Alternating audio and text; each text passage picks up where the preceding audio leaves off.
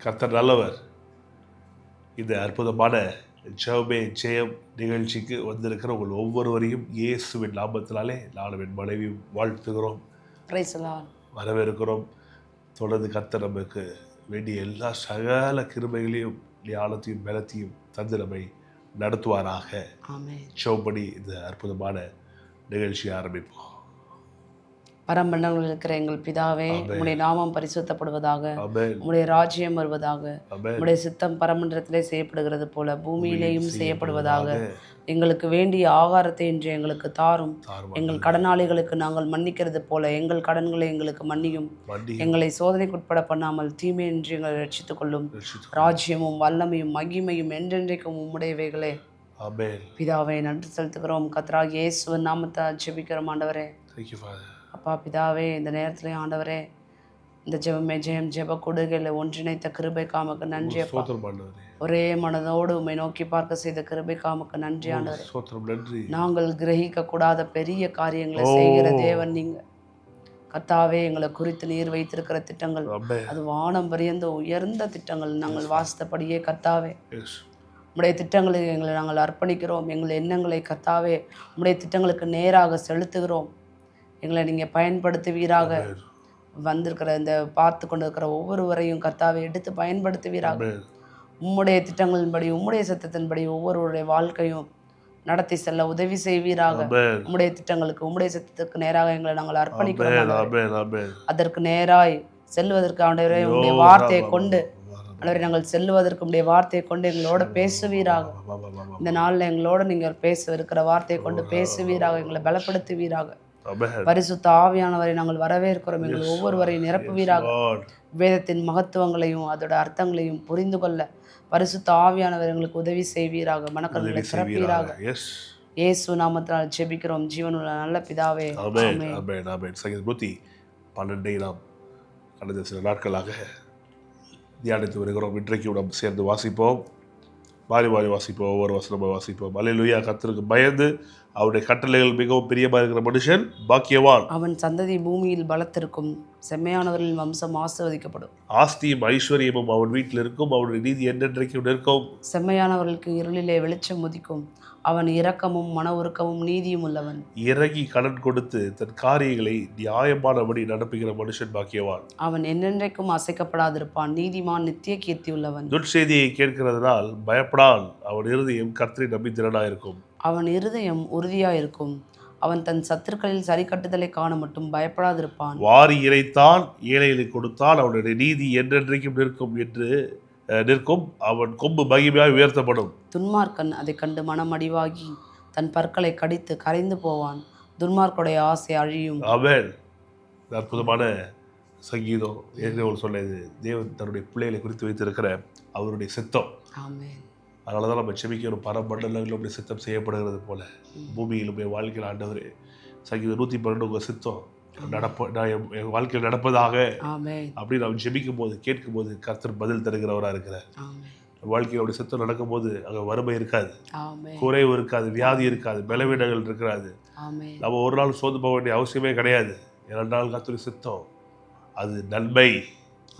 நிறைய காரியங்கள் உங்களுக்கு தொடர்ந்து போய்த்து வருகிறோம். கர்த்தருடைய சித்தம்லாம் அதில் தீமையே கிடையாது. ஜோதிகள் பிதாவிடத்திலிருந்து தீமை வராது. சுவாசிக்கிறவங்க சொல்லுங்க, கர்த்தர் நல்லவர். கர்த்தர் நல்லவர். அது 3வது வருஷத்தில் பார்க்கிறோம். ஆஸ்தியும் ஐஸ்வர்யம் அவன் வீட்டில் இருக்கும். அவருடைய நீதி என்றென்றைக்கும் நிற்கும். பாருங்க, கர்த்தர் ஆஸ்திக்கும் ஐஸ்வர்யத்துக்கும் விரோதமானவர் கிடையாது. கர்த்தர் நன்மைகளை தருகிறவர். சொல்ல போனால் அவர் நமக்கு நன்மைகளை தருகிறத சந்தோஷமாக தரார். வேண்டாம் வெறுப்பாக கிடையாது. ரொம்ப மனப்பூர்வமாக தரார், முழு உள்ளத்தோடு தரார். நம்ம வாழ வைக்க அவர் விரும்புகிறார். கர்த்தருடைய வைராக்கியம் செய்து முடிக்கணும் வேதம் சொல்லுகிறது. அப்போ நம்முடைய வாழ்க்கையில் கர்த்தர் செய்கிற எல்லாவற்றையும் நாம் விசுவாசித்து நாம் பெற்றுக்கொள்வதற்கு நாம் ரொம்ப சந்தோஷமாய் ஆசைப்படணும். கர்த்தாவே நீ நல்லவர், நன்மைகளை செய்கிறவர், தயவு பெருக செய்கிறவர் என்பதையெல்லாம் விசுவாசிக்கணும். அதிகமாய் விசுவாசித்த ஆழமாய் அவையெல்லாம் நம்பி ஜெபிக்கும் போது வேதம் சொல்கிறது விசுவாசம் உள்ள ஜெபம் அற்புதங்களை கொண்டு வரும். அப்படி விசுவாசமே உலகத்தை ஜெயிக்கிற ஜெயமாய் இருக்கிறது. ஆகவே சோர்ந்து போகாமல் முழு பலத்தோட நாம் கர்த்தரை நம்பணும், கர்த்தரை தேடி ஓடணும், கர்த்தருக்கு அற்புதங்கள் செய்ய வல்லவராக இருக்கார் என்பதை சந்தேகப்படாமல் விசுவாசிக்கணும். வேதம் சொல்லுகிறது பாருங்க, கர்த்தரை நம்புகிறவன் செழிப்பான். இவ்வளோ பெரிய கர்த்தர், எப்பேற்பட்ட கர்த்தர் பாருங்க. நீங்கள் வாசிக்கிறோம் ஏசாயா 48:17 சொல்லித்தராரு. லாபகரமானவைகள் எல்லாம் நமக்கு சொல்லி கொடுத்து பிரயோஜனமானவர்களெல்லாம் நமக்கு கற்றுக் கொடுக்கிறாரு. இஸ்ரவேலின் பரிசுத்தரா இருக்கிற உன் மீட்பரான கர்த்தர் சொல்லுகிறதாவது, பிரயோஜனமா இருக்கிறதை உனக்கு போதித்து நீ நடக்க வேண்டிய வழியிலே உன்னை நடத்துகிற உன் தேவனாகிய கர்த்தர் நானே. என் கற்பனைகளை கவனித்தாயானால் நலமாயிருக்கும். அப்பொழுது உன் சமாதானம் நதியை போலும், உன் நதி சமுத்திரத்தின் அலைகளை போலும் இருக்கும். பாருங்க, ஆண்டு எவ்வளவு தெளிவா சொல்றாரு பாருங்க. இஸ்ரவேல் பரிசுத்தரா இருக்கிற உன் மீட்பரான கர்த்தர் சொல்லுகிறதாவது, பிரயோஜனமாய் இருக்கிறதை உனக்கு போதித்து அப்படின்னு வருது. பிரயோஜனம் உதவியாய் இருக்கிறதே உனக்கு போதித்து அப்படின்னு நம்ம மொழிபெயர்க்கலாம். ஆனால் ப்ராஃபிட்டபிள் உண்மையான எபிரேய மொழியில் எப்படி இருக்குன்னா, ப்ராஃபிட்டை உனக்கு சொல்லி தரேன்றார், லாபகரமானவையிலே உனக்கு நான் போதிக்கிறேன்றார். நான் சொல்றேன், இந்த வேதம் நமக்கு லாபம். நம்ம ஊரில் பார்த்துருக்கீங்களா, கர்த்தரை அறியாதவர்கள் கடைகள் எல்லாம் ஆரம்பிக்கும் போது ஒரு ஊ போட்டு லாபம்னு போடுவாங்க. நான் சொல்கிறேன், லாபம். ஊனா என்ன? அவர்கள் எதை வேணால் சொல்லிட்டு போட்டோம். ஊனா உங்களுக்கு லாபம். நான் சொல்லுகிறேன், லாபம், உங்களுக்கு லாபம். தேவ பிள்ளைகளாகி உங்களுக்கு லாபம். கர்த்தருடைய வார்த்தை நமக்கு லாபம். கர்த்தர் லாபகரமானவைகளை, பிரயோஜனமானவைகளை, நமக்கு உதவியா இருக்கிறவைகளை போதிக்கிறார். சொல்றாரு, பாருப்பா, பிரயோஜனமானவைகளை உனக்கு போதித்து நீ நடக்க வேண்டிய வழியில் உன்னை நடத்துகிற ஒரு தேவனாகிய கர்த்தர் நானே. இவ்வளவு அற்புதமாக சொல்றாரு. தேவையில்லாததை இன்னைக்கு மனுஷன் உட்காந்து பேசிக்கிட்டு இருக்கான். ஆனால் கர்த்தர் நமக்கு தேவை உள்ளவைகளை தான் சொல்லித்தராரு, லாபகரமானவைகளை சொல்லித்தராரு. எவ்வளோ அழகாக போட்டிருக்கு பாருங்க. I am the Lord your God who teaches you to profit, who leads you by the way you should go. நீ நடக்க வேண்டிய வழியில உன்னை நடத்துற, லாபத்தை சொல்லித்தரனா. இதுல இருந்தே தெரியுது நாம் நடக்க வேண்டிய வழி லாபமான வழி. கரெக்டு தானே சொல்றது? நீ நடக்க வேண்டிய வழி உனக்கு சொல்லித்தர, பிரயோஜனமான லாபகரமான வழி உனக்கு சொல்லித்தர அப்படின்னா எப்படி ஈக்குவேட் பண்ணலாம்? நம்ம நடக்க வேண்டிய பாதை ஏன் லாபகரமான வழியை சொல்லித்தரணும்? நம்ம நடக்க வேண்டிய பாதையிலே லாபம் இருக்கணும்னு விரும்புகிறார். லாபத்தை அவர் விசுவாசிக்கிறாரு, விரும்புகிறாரு. நம்ம விசுவாசிக்கிறோம். அற்புதமாய் கர்த்தர் நமக்கு உதவி செய்ய வல்லவராக இருக்கிறார். நான் விசுவாசிக்கிறேன், உங்களை உற்சாகப்படுத்துகிறேன். இந்த வார்த்தைகள் உங்களுக்கு ஆவியாய் ஜீவனாய் உதவி செய்கிறதா இருக்கிறது. அப்போ என்ன நடக்குதுன்னா, ஆண்டவர் சொல்றாரு, ஏன் கற்பனைகளை கவனித்தாயானால், நான் உனக்கு சொல்லி கொடுக்கிற லாபகரமான காரியங்களை நீ கேட்பாயானால், உன் சமாதானம் நதியை போல இருக்கும், உன் நீதி சமுத்திரத்தின் அலைகளை போல இருக்கும். அலைகள் ஓய்வதில்லை, சமுத்திரத்தின் அலைகள் ஓய்வதில்லை. அதே போல நம்முடைய சமாதானம், நம்முடைய நீதியும் சமுத்திரத்தின் அலைகளை போல இருக்குமா, நதியை போல இருக்குமா, ஓய்வே இல்லாத அலைகளை போல இருக்கும். அப்படின்னு என்ன அர்த்தம்? உங்களுடைய சமாதானத்துக்கு எல்லையே இருக்காது. என்றென்றைக்கும் நீங்கள் சமாதானத்தை பார்ப்பீர்கள். இந்த சமாதானம் ஷலோம் என்கிற அந்த வார்த்தைக்குள்ளது தான் ப்ராஸ்பெரிட்டி, செழிப்பே வருகிறது வெளியே. நம்மளுடைய செழிப்புக்கும் குறைவு இருக்காது. நதியை போல இருக்கும் நம்முடைய செழிப்பு, சமுத்திரத்தின் அலைகளை போல இருக்கும் நம்முடைய நீதி. அதனாலதான் சமாதானத்தையும் நீதியும் பிரிக்கவே முடியாது. ஆஸ்தி ஐஸ்வர்யத்தோட நீதியும் பிரிக்க முடியாது. ஆஸ்தி ஐஸ்வர்யம் வீட்டில் இருக்கும், அவருடைய நீதி என்றைக்கும் இருக்கும். இது வந்து அநீதியின் வழியிலே வருகிற சம்பாத்தியம் கிடையாது. நீதியின் வழியிலே கர்த்தர் நமக்கு போதித்து, கர்த்தர் லாபகரமானவர்களை நமக்கு சொல்லிக் கொடுத்து வருகிற நல்ல காரியங்கள். அதனாலதான் பாருங்க, இதெல்லாம் நாம் கொஞ்சம் காதை திறந்து கொடுத்து, இருதயத்தை திறந்து கொடுத்து நாம் இதெல்லாம் கேட்கணும். கர்த்தர் நம்மோடு பேசி கொண்டிருக்கிறார், கர்த்தர் நமக்கு சொல்லிக் கொடுக்கிறார். அப்பொழுது உன் சந்ததி மனத்தனையாகவும், 19 வசனம், உன் கற்ப பிறப்பு அதன் அடுக்களத்தனையாகவும் இருக்கும். அப்பா,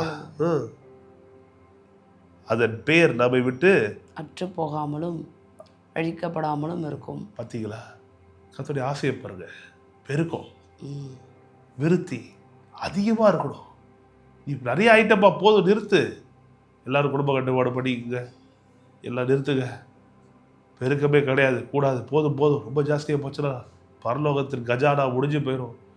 அதெல்லாம் சொல்லலை. சொல்கிறாரு, உன் சந்ததி மடலத்தனையாகவும் உன் கற்பப்பிறப்பு அதில் அணுக்களத்தனையாகவும் இருக்கும்.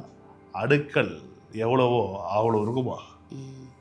அதாவது போட்டு அடுக்களத்தனையாகவும் இருக்கும். மணலத்தனையாகவும் அடுக்களத்தனையாகவும் எப்படி நடக்குது? லாபகரமான கருத்து சொல்றாரு. அதை கேட்டு ஒரு மனிதன் தன்னுடைய எண்ணங்களை மாற்றி, ஓ ஆண்டவரே, இவ்வளோ நாள் தவறா நம்பிட்டனே, செழிப்பு தேவலன்னு பேசிட்டனே, சுகம் தேவலன்னு பேசிட்டனே, எல்லாமே பரலோகத்தில் தான் இருக்குன்னு பேசிட்டனே, ஆண்டவரே இப்பொழுது இந்த பூமியிலே எனக்கு வைத்திருக்கிற நல் வாழ்க்கையை நான் காண விரும்புகிறேன் அப்படின்னு விசுவாசித்து கர்த்தர் அவனுக்கு தருகிற நன்மைகளை சுதந்திரிக்க முற்படும் போது, எப்படி முற்படும்? விசுவாசத்தோடு ஜெபத்தில் முற்படும் போது என்ன நடக்குது பாருங்க. பெருக்கம் எல்லாவற்றிலும் உண்டாகுது. சமாதானம் நதியை போல பெருகுது. நீதி எப்படி பாருங்க, சமுத்திரத்தின் அலைகளை போல பெருகுது. நீங்கள் குறுகாமல் பெருகுவீர்களாக. தேவ பிள்ளைகள் செழிக்கணும், முன்னேறணும். பொருளாதாரம் அதில் ஒரு பகுதி. ப்ராஸ்பெரிட்டி இன் finance, prosperity financially, prospering financially, இதெல்லாம் வந்து ஒரு பகுதி. But we are called, we are blessed to be increasing, to prosper in every way. எல்லாவற்றிலும் செழிக்க கர்த்தர் விரும்புகிறார். பாருங்க, இந்த லாபகரமானவைகள் கர்த்தர் சொல்லிக் கொடுக்குற லாபகரமானவைகள் இல்லை. நான் சொல்லுகிறேன், இந்த மெட்டீரியல் ப்ராஸ்பரிட்டி அடங்குது. ஏன்? உபாவு 8:18 நமக்கு ஆதாரமாக இருக்கிறது. ஐஸ்வர்யை சம்பாதிக்க மேலன்னு தராரு, சொல்லி தராரு, டீச் பண்ணுறாரு, பவரை தராரு. புரியுதா உங்களுக்கு? ஓ ஏசாயா 48:17 உபாவு 8:18 ரெண்டுத்தையும் ஒப்பிட்டு பாருங்க. கர்த்தர் நமக்கு ஞானத்தை தராரு, பலத்தை தராரு, கிருபைகளை தராரு, பெருக வைக்கிறாரு. அப்போ அவர் தரது எப்பேற்பட்டது? நன்மையான காரியங்கள். யாக்கோபு 1:17 வசிக்கிறோம்ல, நன்மையான எந்த ஈவும் பூரணமான எந்த வரமும் பரத்தில் உண்டாகி ஜோதியில் பிதாவிடத்தில் இறங்கி வருகிறது. யாக்கோபு 1:5 வரக்கூடாது. உங்களில் ஒருவன் ஞானத்தில் குறைவுள்ளவனாக இருந்தால் யாவருக்கும் சம்பூர்ணமாய் கொடுக்க, ஒருவனையும் கடிந்து கொள்ளாதவருமாகி தேவனில் கேட்க கடவுள், அப்போ அவனுக்கு கொடுக்கப்படும். அப்படி யாரோட உடனே என்ன அழிச்சுக்கிறோம்னா, கல்வியோட கொண்டு போய் சம்மதப்படுத்திடும். நல்லா படிக்கிறது, மார்க் வாங்கிறது, பிள்ளைகள் படிச்சுக்கு முன்னாடி இந்த வசனம் சொல்லி கொடுத்துரும். யாக்கோபு 1:5 சொல்லுப்பா, உங்களில் ஒரு ஞானத்தில் குறைவுள்ளவனாக. அப்பா, இது பிள்ளைங்க மட்டும் சொல்கிற வசனம் கிடையாது, பிள்ளைகளுக்கு சொல்லிக் கொடுக்குறது நல்லது. ஒவ்வொரு நாளும் நம்ம எல்லாரும் சொல்லணும், ஆண்டவரே நீரே எனக்கு ஞானத்தை பெருக செய்ய வல்லவராக இருக்கிறீரே. இயேசுவே தேவாளுக்கு ஞானம் நீதி பரிசுத்த மீட்புமா இருக்கிறார். 1:31 வாசிக்கிறோம். அவரே நமக்கு தேவ ஞானமாக இருக்கிறார், தேவன் பலனாக இருக்கிறார். விட்டுறக்கூடாது. இந்த வாழ்க்கை ஒரே வாழ்க்கை, வேகமாக ஓடுது. இதில் நாம் தேவனுடைய ஞானத்தை கொண்டு செயல்பட்டே ஆகணும். அப்போ தேவன் ஞானம் எப்படி வருது? தேவன் நமக்கு போதிக்கிறார், லாபகரமானவர்களை சொல்லித்தரார். இப்படி லாபகரமானவர்களை சொல்லி தந்து நாம் போக வேண்டிய வழியிலே நம்மை ஆண்டவர் நடத்தும் போது ஆஸ்தி ஐஸ்வர்யம் வீட்டில் இருக்குமா இருக்காதா? கண்டிப்பாக இருக்கும். வீட்டில் இருக்கிறதெல்லாம் போய் அன்றைக்கி கொஞ்சம் சொல்கிறார், வண்டி புக்கெல்லாம் அடமானம் வச்சுட்டாங்க. என்ன வண்டி புக்கு? வண்டியோட ஆர்சி புக்கெல்லாம் கொண்டு போய் அடகு வச்சு, பத்திரத்தெல்லாம் அடகு வச்சு, ஒன்றும் இல்லை வீட்டில் எல்லாம் சட்டி பானை பாத்திரம் கீத்திரம் எல்லாம் போயிடுச்சு. இது கர்த்தருடைய சித்தம் கிடையாது. வீடு ஞானத்தினால நிலைநிறுத்தப்படும். அவன் தேவன் ஞானம், தேவனுடைய போதனைகள், தேவன் சொல்லி தருகிற இந்த ஞானமான காரியங்கள், இதில் ஒரு மனிதன் இன்வால்வ் ஆகும்போது கர்த்தாவே சொல்லிக் கொடுக்க, ஆண்டவரே உங்கள் வார்த்தை சொல்லுது ஆஸ்தி ஐஸ்வர்யம் என் வீட்டில் இருக்கும்னு நீங்கள் சொல்லியிருக்கிறீர்கள், உங்கள் வார்த்தையின்படி எனக்கு செய்ய ஆகட்டும் அப்படின்னு நாம் நம்மை தாழ்த்தி கர்த்தருடைய சித்தம் நம் வாழ்க்கையில் நடக்க நம்மை அர்ப்பணித்து, ஆண்டவரே என்னை மறைத்து நீர் வெளிப்படுங்க, எல்லா புகழும் உமக்கே உரியது ஆண்டவரே, உம்முடைய நாமத்தின் மகிமைக்காக இதை செய்ய கர்த்தாவே, உம்முடைய தயவு பெருகட்டும், உங்கள் திட்டங்கள் நடக்கட்டும் அப்படின்னு நாம் நம்மையே கர்த்தர் பக்கமாக திரும்பும்போது, டியர் ஃப்ரெண்ட்ஸ், நீங்கள் வெட்கப்பட்டு போகவே முடியாது. ஆஸ்தி ஐஸ்வர்யம் பெருகும், சம்பத்து பெருகும், ஆசீர்வாதங்கள் பெருகும், உங்களுடைய நகை பெருகும், பணம் பெருகும், சுகம் பெருகும். நீங்கள் கொடுக்குற உங்களுடைய அந்த குணம் பெருகும், கொடுக்குற விதம் பெருகும். வாரி இறைக்க ஆரம்பிப்பீர்கள், ஏழைகள் கொடுப்பீர்கள். மகா பெரிய விதத்தில் கர்த்தர் உங்களுக்கு நன்மை செய்கிறத நீங்கள் பார்ப்பீர்கள். தேவராஜ்யத்திற்கு நம் மூலமாய் பல கோடிகளை கர்த்தர் கொடுக்க வைப்பார். ஏழை எளியவர்களுக்கு பல கோடிகளை கொடுக்க வைப்பார். இன்றைக்கு சாதாரணமாக இருக்கிற ஒரு நிலை மாறி கர்த்தர் பெரிய உயரங்களுக்கு உங்களை கொண்டு செல்ல வல்லவராக இருக்கிறார். எத்தனை பேர் சொல்றீங்க ஆமென்? ஆகவே உங்களை உற்சாகப்படுத்துகிறேன். இந்த வார்த்தைகள் ஆவியாயும் ஜீவனாயும் என்றென்றைக்கும் உங்களுக்கு உதவி செய்கிறதா இருக்கிறது என்பதை நான் விசுவாசிக்கிறேன். தொடர்ந்து இணைந்திருங்கள். தொடர்ந்து கர்த்தருடைய சமூகத்தில் காத்திருப்போம். புது மேல் நடைவோம். கலைகளை போல சட்டைகள் அடித்து உயர எழுப்புவோம். எவ்வளவு பெரிய கடனா இருந்தாலும், எவ்வளவு பெரிய சுமையா இருந்தாலும் அதை அகற்றி போட கர்த்தர் வல்லவராக இருக்கிறார் என்பதை முழு நிச்சயமாய் நம்புங்க. கணவன் மணி 2 பேர் சேர்ந்து விசுவாசிங்க. விரோதமாய் பேசாதீங்க. கர்த்தருடைய வார்த்தைக்கு விரோதமாய் செயல்படாதீங்க. மாறாக கர்த்தருடைய வார்த்தை உண்மை உள்ளது என்று பொறுமையாய் விசுவாசித்து அதை தியானித்து அறிக்கையிட்டு கர்த்தருடைய வார்த்தையை கீழ்ப்படியும் போது கர்த்தர் சொல்றார், ஆராய்ந்து முடியாத பெரிய காரியங்களை, எண்ணி முடியாத பெரிய அதிசயங்களை செய்கிறார், கிரகிக்க முடியாத காரியங்களை செய்கிறார். நாளைக்கு பாருங்க, இன்னும் அற்புதமான காரியங்களை தொடர்ந்து பேசணும். ஆகவே நாம் ஜெபிப்போம். கர்த்தர் தொடர்ந்து நம்முடைய எல்லா காரியங்களும் பதில் தருவாராக, விடுவிப்பாராக.